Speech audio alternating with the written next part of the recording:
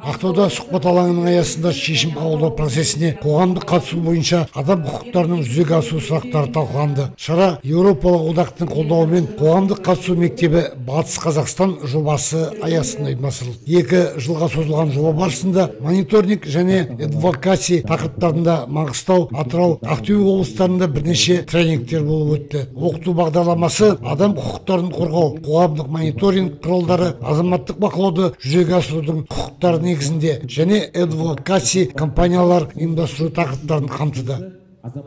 Жобаның негізгі мақсаты қазіргі таңда мына адам құқықтары мен қоғамдық мониторинг қатысу мүмкіндіктерін сол ойын жалғастыру.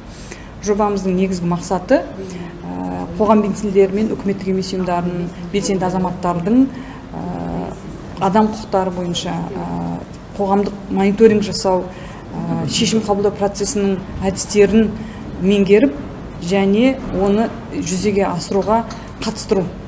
Бағыттар әртүрлі, кейбіреулер жастар мәселесімен айналысатын болса, тағы біреулері осы экологиялық адам құқықтарына, экологиялық таза ауаға және білімге деген құқықтарын адамдардың қаншалықты олар жүзеге асырып жатыр құқықтары және де оны қандай сапада жүзеге асырып жатыр.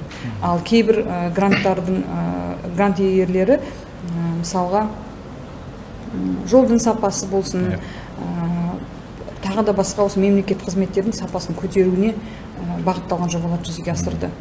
Маңғыстау, Атырау, Ақтөбе облыстарының үкіметтік емес ұйым өкілдеріне, азаматтық бастамалар мен белсенділеріне әлеуметтік жобаны жасақтау, үкіметтік емес ұйым бухгалтерлік есебін жүргізу тақырыптарында шеберлік сабақтар болып өтті. Оқытудан өткен қатысушылар арасында үздік азаматтық бастама байқауы ұйымдастырылып, нәтижесі бойынша 19 үкіметтік емес ұйым азаматтық бастама сыйақы қоры 10 миллион теңгені құрайтын шағын жобаларды жеңіп алды. Шағын жобалар қоғамдық мониторинг, адамдардың құқықтық салауаттылығын арттыру тақырыптарын қамтыды.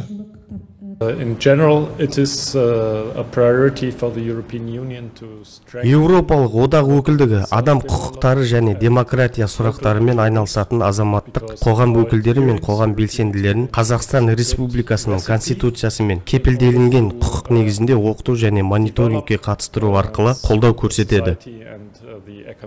Сонымен қатар жоба аясында адам құқықтарын жүзеге асыру бойынша тулкит жасақталып, жоба серіктестері мен бенефициялар арасында 200 дана көлемінде таратылды. Сұхбат алаңы Еуропалық одақ өкілдерін, жоба серіктестерін, жергілікті атқарушы орган өкілдерін және басқа да қызығушы тараптарды бір алаңға жинады. Аталған жобаны Маңғыстау облыстық азаматтық альянсы Еуропалық одақтың қаржылай қолдауымен және Мейірім қоғамдық бірлестігінің серіктестігімен жүзеге асырылды.